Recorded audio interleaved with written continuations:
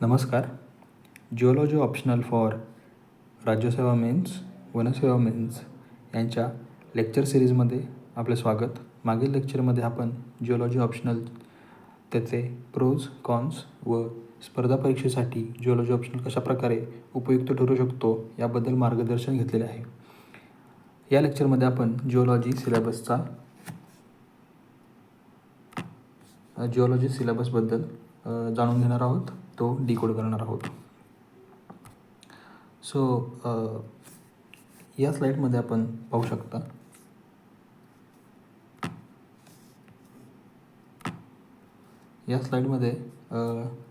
UPSC आणि राज्यसेवा तसेच MPSC वनसेवा ह्या सिलेबस साईड बाय साईड ठेवून आपण कंपॅरिझन करत आहोत. आपण पाहू शकता की टोटल 8 सिलेबसचे टॉपिक्स MPSC वनसेवेमध्ये दिले आहेत, परंतु UPSC आणि राज्यसेवेमध्ये टोटल 16 दिलेले आहेत. परंतु यामध्ये एक मेक आहे. ठीक आहे, तर MPSCच्या वनसेवेचा जो सिलेबस आहे तो रिस्ट्रक्चर करून दिलेला आहे आयोगाने, आणि त्याच्यामध्ये कोणत्याही प्रकारचं काटछाट किंवा खूप जास्त मेजर काटछाट आयोगाने केलेली नाही आहे. याचा अर्थ असा की जवळजवळ UPSC आणि राज्यसेवेसाठी जी काही तयारी लागणार आहे तेवढीच तयारी MPSCच्या वनसेवेसाठी देखील लागणार आहे. परंतु राज्यसेवेची किंवा UPSCची तयारी करताना आपल्याला जवळजवळ 2 पेपर द्यावे लागतात, परंतु वनसेवेसाठी आपल्याला फक्त एकच पेपरमध्ये पूर्ण सिलेबसचे क्वेश्चन्स आणि आन्सर अटेम्प्ट करायचे आहेत. याचा अर्थ असा की 16 टॉपिक्स आपल्याला शिकायचे आहेत आणि इथं 40 क्वेश्चन्स अटेम्प्ट करायचे आहेत. ठीक आहे, आणि इथं आपल्याला MPSCच्या वनसेवेमध्ये जवळजवळ 20 राऊंड फिगर पकडून चला 20 क्वेश्चन्स अटेम्प्ट करायचे आहेत. 16 टॉपिक्स ही स्टेबल आहेत, कॉन्स्टंट आहे, परंतु ते डिवाईड होतं ते 40 क्वेश्चन्समध्ये आणि वनसेवेमध्ये तेच 16 टॉपिक्स डिवाईड होतात 20 क्वेश्चन्समध्ये. द व्हरायटी ऑफ क्वेश्चन्स जे आपल्याला शिकायला म्हणजे जे प्रेडिक्ट करू शकतो ते 40 आहेत, पण तेच इथे 20 आहेत. याचा अर्थ काय की 16 टॉपिक्सपैकी आपण काही टॉपिक्स UPSCसाठी किंवा राज्यसेवेसाठी आपण थोडी कमी प्रिपेअर केले तरी चालत होते. काही जे मेजर टॉपिक्स आहेत ते केले तरी 40 क्वेश्चन्सपैकी आपण ऑरचे क्वेश्चन्स चांगल्या प्रकारे अटेम्प्ट करू शकत होतो. परंतु वनसेवेमध्ये तो जो फॅक्टर आहे तो टोन डाऊन झालेला आहे, आणि आता वनसेवेसाठी अशी गोष्ट झाली आहे की हे जे टॉपिक्स आहेत ते तुम्हाला व्यवस्थित संपूर्णच्या संपूर्ण टॉपिक्स तुम्हाला प्रिपेअर करणं गरजेचं झालेलं आहे. आता हे टॉपिक्स कशाप्रकारे प्रिपेअर करू शकतात ते आपण पुढील स्लाईड्समध्ये पाहणार आहोत. त्यापूर्वी हे क्लबिंग हे जे आयोगाने केलेलं आहे वनसेवेसाठी हे कसं केलेलं आहे ते आपण पाहणार आहोत. सर्वप्रथम जे UPSCचा सिलेबस आहे तो थोडासा हॅफॅझार्ड आहे. म्हणजे काय की पेपर 1मध्ये जे काही टॉपिक्स दिलेले आहेत आणि पेपर 2मध्ये दिलेले आहेत ते थोडेसे अनरिलेटेड किंवा अनअसोशिएटेड टॉपिक्स दिलेले आहेत. जसं की जनरल जिओलॉजी सोबत त्यांनी रिमोट सेन्सिंग आणि स्ट्रक्चरल दिलेलं आहे. तसंच पॅलेंटॉलॉजीसोबत हायड्रो आणि इंजिनिअरिंग दिलेलं आहे. हे नॉन रिलेटेड सब्जेक्ट्स आहेत किंवा they are not as close as palaeontology आणि स्ट्रॅटिग्राफी. आणि म्हणजे याचा अर्थ असा की त्यांनी जी व्हरायटी सोबत त्यांनी नॉन रिलेटेड सब्जेक्ट दिल्यामुळं अनप्रेडिक्टेबिलिटी इन क्वेश्चन पेपर ही वाढते, परंतु तीच अनप्रेडिक्टेबिलिटी जी आहे ती MPSCच्या वनसेवेमध्ये कमी झालेली दिसून येते. ती कशी, तर जिओमॉर्फॉलॉजीसोबत रिमोट सेन्सिंग दिलं आहे, इट्स ओके, जे ऑलरेडी आहे. परंतु स्ट्रक्चरल जिओलॉजीसोबत इंजिनिअरिंग दिलेलं आहे, which are very closely related to each other. पॅलेंटॉलॉजीसोबत स्ट्रॅटिग्राफी दिलेलं आहे, मिनरॉलॉजीसोबत इकॉनॉमिक जिओलॉजी दिलेलं आहे, हायड्रोसोबत इन्व्हायरमेंटल दिलेलं आहे. यामुळे होतं आहे कसं की जे तुमचं नॅचरल फ्लो ऑफ लर्निंग आहे तो MPSCच्या वनसेवेच्या सिलेबसमध्ये आपल्याला दिसून येतो आणि तो आपण पॅटर्न त्या पॅटर्ननुसार आपण चांगल्या प्रकारे प्रिपेअर करू शकतो. तिसरी एक ऑब्झर्वेशन आहे इथं असं की इथं आपल्याला पाहू शकता आपण मायनिंग जिओलॉजीचा टॉपिक दिलेला आहे UPSCसाठी आणि राज्यसेवेसाठी, परंतु हा टॉपिक या सिलेबसमध्ये मिसिंग दिसतो. परंतु मायनिंग जिओलॉजीचा जो टॉपिक आहे तो आयोगाने इकॉनॉमिक जिओलॉजी यामध्ये कवर केलेला आहे, परंतु याला मायनिंग जिओलॉजी हे नाव देता एक्सप्लोरेशन हे नाव देणं उचित ठरतं, कारण की याच्यामध्ये एक्सप्लोरेशन मेथड्सचाच फक्त त्यांनी इन्क्लूड केलेलं आहे. जे मायनिंगचे टेक्निक्स आहेत किंवा मायनिंग रिलेटेड कन्सेप्ट आहेत ते त्यांनी वगळलेले आहेत, ड्रॉप केलेले आहेत. सो दॅट्स वाय हा देखील टॉपिक आहे, परंतु तो एक्सप्लोरेशन जिओलॉजी या नावाअंतर्गत आपण ठेवू शकतो. सो हे काही ऑब्झर्वेशन्स सिलेबसचे होते. सो ह्यानंतर आपण पुढची स्लाईड बघणार आहोत, जी ऑफकोर्स मी तो सिलेबस हॅफॅझार्ड म्हटलेला आहे याला, त्याला मी एक नॅचरल फ्लोमध्ये कसं शिकता येईल बाबा, तर त्यासाठी हे काही सेल्स बनवलेले आहेत. इथं तुम्ही बघू शकता 6 टोटल ग्रुप्स बनवलेले आहेत. 1st, 2nd, 3rd, 4th, 5th आणि 6th असे हे 6 ग्रुप्स बनवलेले आहेत. या 6 ग्रुप्समध्ये आपल्याला अभ्यास करायचा आहे. तर हे 6 ग्रुप्स बनवण्याचं कारण काय, तर पहिल्या ग्रुपमधले जे टॉपिक्स आहेत ते they are very closely related to each other. So याचा अर्थ असा होतो की जेव्हा आपण अभ्यास करणार आहोत त्यावेळेस हे ग्रुप वाईज अभ्यास करणार आहोत. याचा फायदा असा होणार आहे की इग्नेस पेट्रोलॉजी किंवा जिओ केमिस्ट्री, मिनरॉलॉजी यातले जे कन्सेप्ट्स आहेत त्या आपण एकमेकांशी रिलेट करू शकतो, आणि एकदा रिलेट करायला आपण शिकलो की जिओलॉजी आणखी जास्त सोपी आणि इफिशियंटली आपण एक्झामच्या दृष्टिकोनातून त्याचं प्रिपरेशन करू शकतो. सो हे जे क्लबिंग आहे जे जास्त प्रॅक्टिकल आहे जिओलॉजी शिकताना, that will going to help you in learning it better and efficiently. So हा सिलेबस तुम्ही व्यवस्थित बघा, क्लबिंग व्यवस्थित बघा. तुम्हाला ह्यातून कोणता एखादा सब्जेक्ट प्लस मायनस किंवा रिअरेंज करायचा असेल, you can do it. So परंतु ह्या क्लबिंगनुसार चौथ्या ग्रुपपर्यंत आपण जर सिलेबस कवर केला तर जवळजवळ 80% सिलेबस आपला कवर होतो. आणि हा जो सिलेबस आहे तो कोर कॅटेगरीतला येतो. कोर म्हणजे काय की कोर जिओलॉजिकल कन्सेप्ट्स जे आहेत ते आपण शिकणार आहोत, आणि त्याचा उपयोग एक्सप्लोरेशन किंवा इकॉनॉमिक जिओलॉजी किंवा एन्व्हायरमेंटल जिओलॉजी याच्यामध्ये आपण करणार आहोत. हे खूप ॲप्लिकेशन बेस्ड सब्जेक्ट असल्यामुळं या प्रत्येक सब्जेक्टमधली काही ना काही गोष्ट तुम्ही इथं अप्लाय करून ती तुम्हाला लिहायची असते. सो या प्रकारे रिअरेंज केल्यानंतर जे नॅचरल फ्लो तुमच्या लर्निंगमध्ये येणार आहे त्याने ऑफकोर्स तुम्हाला बेनिफिट हे होणार आहे. So now let's move to next. So या लेक्चरमध्ये आपण ग्रुप 1मध्ये जे काही टॉपिक्स येणार आहेत त्या टॉपिक्सबद्दल बघणार आहोत. सो ग्रुप 1 जो इथं दिलेला आहे हा, सो ह्या ग्रुपमध्ये 4 सब्जेक्ट्स येतात. ते 4 सब्जेक्ट आपण इथं पाहू शकता की इग्नेस, जनरल, जिओकेमिस्ट्री आणि मिनरॉलॉजी. यामधला जो सिलेबस इथं दिलेला आहे तो जसाच्या तसा आयोगाच्या वेबसाईटमधून घेतलेला आहे. जसं की इग्नेसचे 6 टॉपिक्स, देन जनरलचे 10, ह्याचे 7 आणि ह्याचे जवळजवळ मेजर 4 टॉपिक्स. सो असे टॉपिक्स मी जसेचे तसे सिलेबसमधून कॉपी पेस्ट केलेले आहेत. यामध्ये तुम्हाला लाल अक्षरातमधील जे टॉपिक्स आहेत ते महाराष्ट्र वनसेवेसाठी ड्रॉप केलेले टॉपिक्स आहेत. म्हणजे महाराष्ट्र वनसेवेसाठी हे लाल अक्षरातील टॉपिक नसणार आहेत. आयोगाने हे टॉपिक इंटेन्शनली ड्रॉप केले असू शकतात. वाय?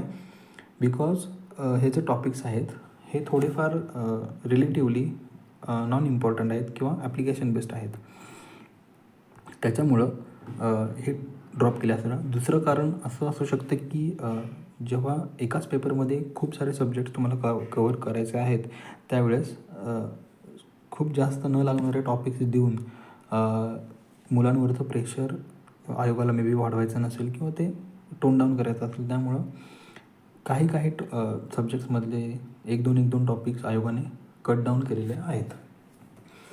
सो आणि हा जे टॉपिक्स आहेत हे जसं सांगितलं ते क्लोजली रिलेटेड आहेत. आता पुन्हा आपण पुढे बघणार आहोत हे जे सिलेबसचे टॉपिक आहेत 16 आणि हे टोटल एक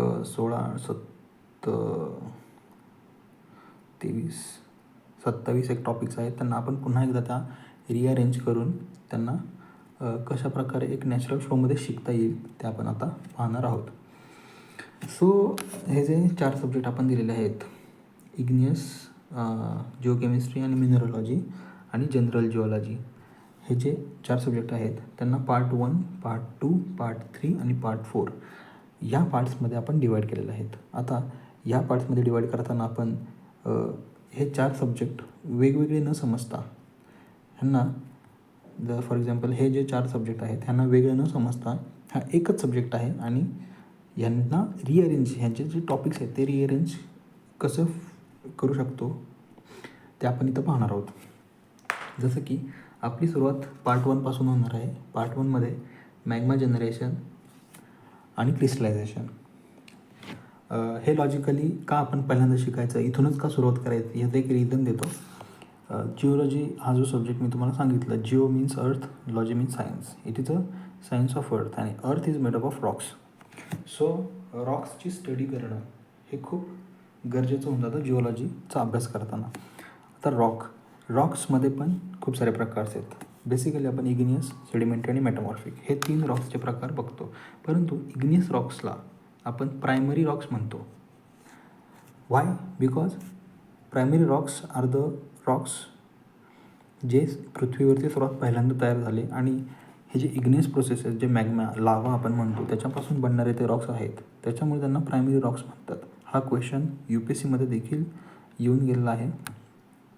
सो प्रायमरी रॉक्सपासून आपण जर आपल्या जिओलॉजीच्या प्रवासाला जर चालू केली ती खूप जास्त लॉजिकल आणि हेल्पफुल होऊ शकते. मॅग्मा जो प्रायमरी रॉक्सचा बेसिक मटेरियल आहे तो कसा बनतो, तो कसा सॉलिडिफाय होतो, त्यानंतर त्याच्यामध्ये कोणत्या स्टेजनी तो सॉलिडिफाय होतो, तो सॉलिडिफाय होताना त्याच्यामध्ये कोणते स्ट्रक्चर्स तयार होतात हे आपण बघतो. परंतु नंतर कॉस्मिक ॲबंडन्स ऑफ एलिमेंट्स हा टॉपिक इग्नियस जिओलॉजीचा नाही आहे, इग्नियस पेट्रोलॉजीचा नाही आहे, हा आहे जिओकेमिस्ट्रीचा. परंतु आपण हे आत्ता शिकणं खूप गरजेचं आहे कारण की ह्या वरच्या ज्या कन्सेप्ट आहेत ह्या ब्रॉड कन्सेप्ट्स आहेत. पण इग्नियसमध्ये आपण जेव्हा पुढच्या कन्सेप्टकडे जातो जसं की क्रिस्टलायझेशन अँड फेस डायग्रॅम्स, याच्यामध्ये आपल्याला जिओकेमिस्ट्रीचा काही पार्ट शिकणं गरजेचं असतं. त्याच्याशिवाय फेस डायग्रॅम्स आणि बाकीच्या गोष्टी त्या शिकणं थोडंसं कठीण होऊन जातं. मे बी ज्यांचं मेटलर्जी किंवा सिव्हिल इंजिनिअरिंग असेल त्यांच्यासाठी फेस डायग्रॅम्स काय असतं वगैरे हे नवीन असेल. परंतु बऱ्यापैकी जे नॉन इंजिनिअरिंग बॅकग्राऊंडचे स्टुडंट्स आहेत त्यांच्यासाठी क्रिस्टलायझेशन, फेस डायग्रॅम्स वगैरे ह्या गोष्टी नवीन असतात. सो ह्या शिकणं, ह्या इम्बाईब करणं थोडंसं कठीण जातं. दॅट्स वाय आपण ट्रेस एलिमेंट्स आणि ह्याबद्दल थोडंफार ज्ञान घेणार आहोत. त्यानंतर we will move to crystallization, petrography म्हणजे it's nothing but description of rock. तो रॉक दिसतो कसा, त्याच्यामध्ये टेक्स्चर्स काय आहेत, म्हणजे हे जे आपण इथं शिकणार आहेत तेच इथं ॲप्लिकेशन आहे. म्हणजे हा नॅचरल फ्लो ऑटोमॅटिकली बनत आहे.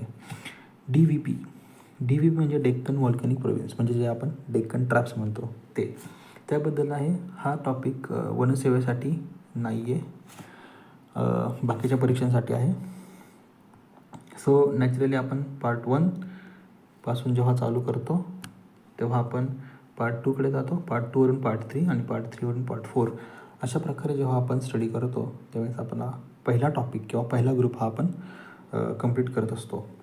सो पार्ट 4मध्ये आपण क्रिस्टलोग्राफी आणि ऑप्टिकल मिनरॉलॉजी आणि मिनरल ग्रुप्स याबद्दल स्टडी करणार आहोत. आता हा टॉपिक तुम्हाला वाटत असेल छोटा आहे, पण if you go back to the slides, तर इथं तुम्हाला कळेल की मिनरॉलॉजीमध्ये 3 सबपार्ट, क्रिस्टलोग्राफी, ऑप्टिकल मिनरॉलॉजी आणि डिस्क्रिप्टिव्ह मिनरॉलॉजी.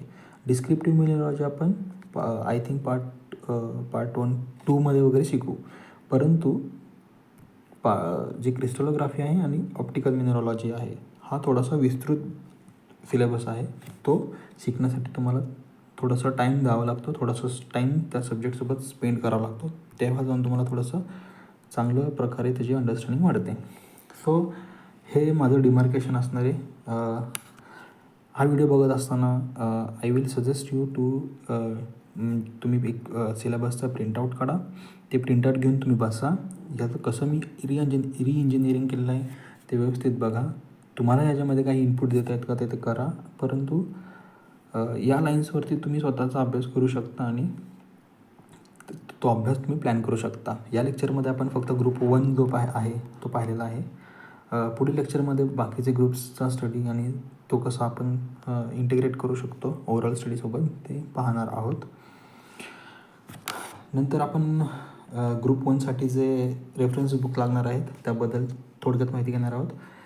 के एम बांगरचं जे बुक आहे, के एम बांगर यांनी लिहिलेलं बुक, हे एक बेसिक म्हणून तुम्ही वापरायचं आहे. त्यानंतर हे बुक वाचल्यानंतर जे काही तुम्हाला स्पेसिफिक जसं की टिलोन युनिव्हर्सिटीचे नोट्स म्हणा किंवा इग्नोचे बुकलेट म्हणा, हे तुम्हाला सांगितलेलं आहे ते स्पेसिफिक टर्मसाठी आणि बेटर अंडरस्टँडिंगसाठी वापरायचं आहे. ठीक आहे. So primary source will be your K M Bangar book. Then advance books मी तुम्हाला सजेस्ट करेन, ते तुम्हाला फॉलो करायचे आहेत. So in case of igneous geology, K M Bangar, त्यानंतर ते वाचून झाल्यानंतर you have to read Tulane university notes. Professor Stephen Nelson हे त्या युनिव्हर्सिटीचे प्रोफेसर आहेत. तुम्ही जस्ट यांचं नाव गुगल केलं तरी तुम्हाला ते नोट्स मिळून जातील. देन मिनरॉलॉजीसाठी same general geology K M बांगरचं जे बुक आहे ते प्लस इग्नूचे बुकलेट्स फॉर ॲडव्हान्स नॉलेज. नाव जिओकेमिस्ट्री हा थोडासा स्पेसिफिक आणि टेक्निकल सब्जेक्ट असल्यामुळे जिओकेमिस्ट्रीचा जो टॉपिक आहे के एम बांगरमध्ये कवर केलेला नाही, तो तुम्हाला व्यवस्थित ट्युलिन युनिव्हर्सिटीमधून तयार करायचा आहे. ट्युलिन युनिव्हर्सिटीच्या ज्या नोट्स आहेत त्याच्यामध्ये खूप चांगल्या प्रकारे जिओकेमिस्ट्रीच्या फंडामेंटल कन्सेप्ट्स दिलेल्या आहेत, त्या आपण शिकू शकतो आणि त्यातून आपण हेल्प घेऊ शकतो. ठीक आहे. So these are the resources and so thank you. आणखी एक गोष्ट आहे की हा चॅनल जो आहे तो कुठल्याही पेक्युनरी गेनसाठी किंवा पेक्युनरी बेनिफिटसाठी बनवलेला नसून जिओलॉजी ऑप्शनल घेऊ इच्छिणाऱ्या मुलांसाठी एक मार्गदर्शनचं प्लॅटफॉर्म्स उपलब्ध व्हावं यासाठी आहे. आपण याच्यावरती इतरही इनिशिएटिव्ह चालवणार आहोत, तरी तुम्ही याचा फायदा घेण्यासाठी आपल्या टेलिग्राम ग्रुपला जॉईन व्हा. तसंच तुम्हाला काही क्वेरी असतील तुम्ही मला विचारू शकता थ्रू टेलिग्राम ग्रुप, आणि या व्हिडिओच्या कमेंट्समध्ये तुम्ही देखील तुमच्या क्वेरीज किंवा कमेंट्स लिहू शकता. So thank you for now. Signing off.